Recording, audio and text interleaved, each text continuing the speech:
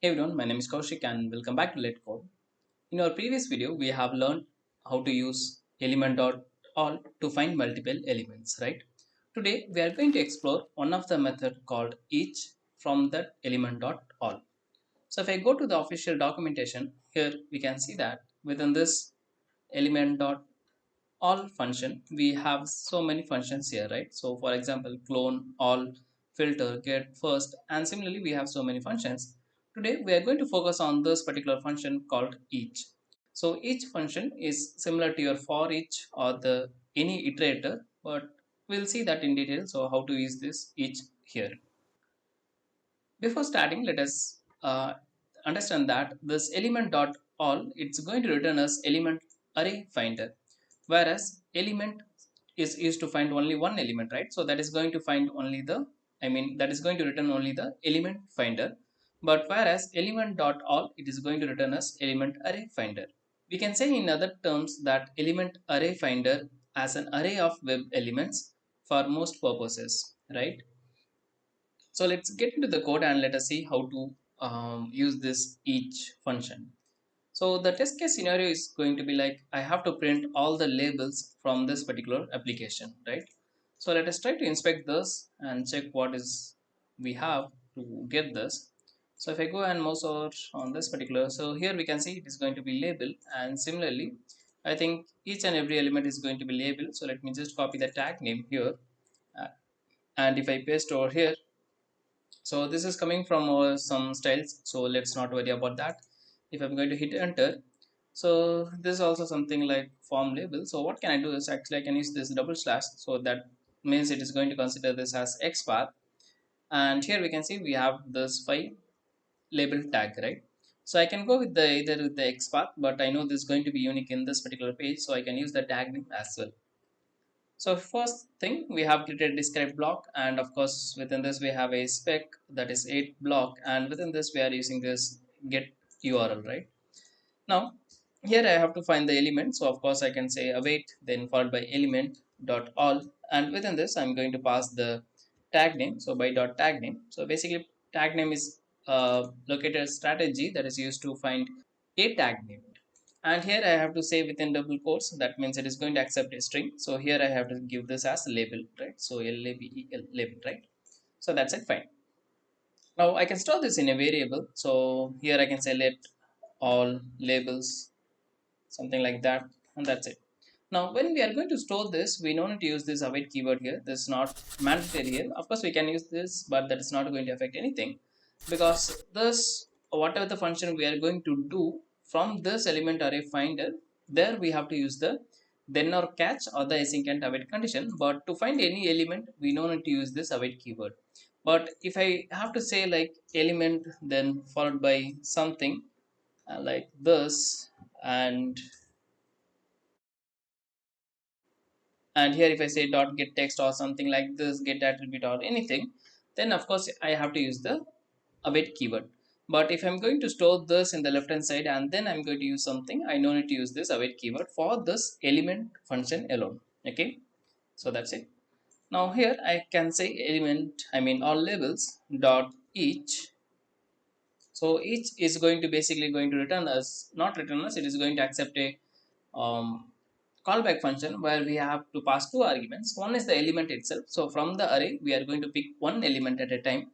And then also we have this index. So index in the sense what is the portion of the array, right? So we are going to print that now. So here I can say, so it is going to ask two parameters. So of course I have to use the braces, and here I am going to say element, then followed by I. So I stands for index. Now these are just like local variable. So it doesn't matter what the name you are going to give, right? And here I can use the arrow syntax, and then I can say like let us just try to print the text, right? So that is what we are going to achieve now. So we want to print all the text from this particular uh, page, right, from the label tag. So here I can say await. Of course we have to use the await keyword here, and here element dot get text. So get text is the function that is going to return the text, right? Now I can just directly print this, or else I can store this. So I'm just going to store. Maybe I can name this as text, and here we are going to say console.log and then followed by text, right? Now let us also print this I, so we'll understand what this I is also returning us. So here I'm just going to do some string concatenation,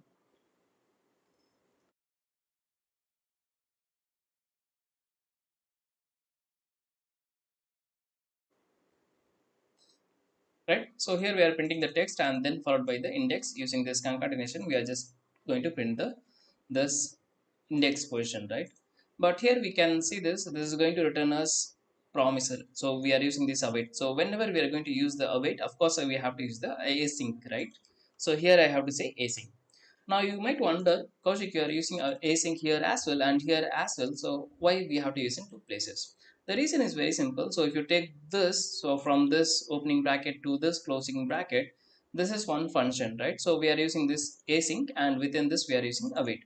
Similarly, this is also a function. This is also an anonymous function. So where this is going to start from this place and it is going to end in this place, right? So of course, again within this we have to make this function as async as well, right? So that is the reason we are using this async keyword in two places.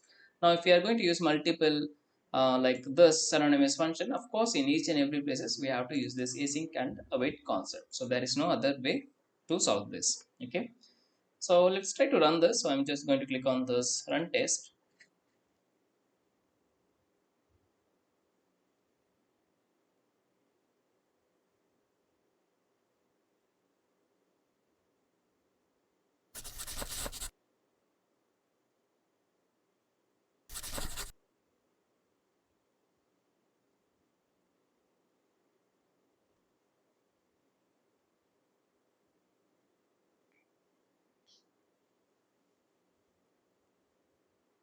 Okay, that was very quick, right? So it launched the browser and it just closed within a few seconds. But here we can see we got this output like select all the fruits, that is in my zeroth position, and followed by banana in my last position. So that is the index of 4, right? So 0 to 4, of course we have 5 elements, right? Now just in case if we want to confirm that we are expecting 5 elements, so here I can write expect condition, and expect is like your assert, right? And here we can say all labels dot count. So count is a function which is similar to your dot length in the array, right? So we have discussed about this in our previous video as well. So don't worry about this. So count is basically like finding the length of the array. So then followed by dot, and here we can say that we are expecting the size, right? So here I can say to be maybe 5. So it's going to return us the count. So that's going to be of 5, right? So to be is to do the expect, right? I mean do the assert. So let me clear this up, and here I'm going to run this again. So testing is all about doing the assert.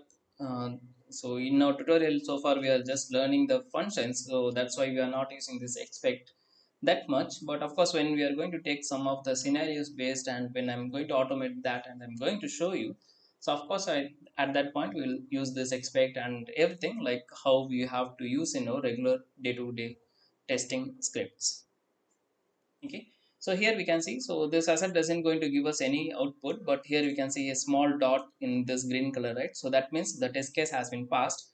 Now just in case if I'm going to give some wrong value, let's say that we are going to give this 4 here. So of course this script should fail, right? So I'm just going to clear it and run again. Let's see what happens.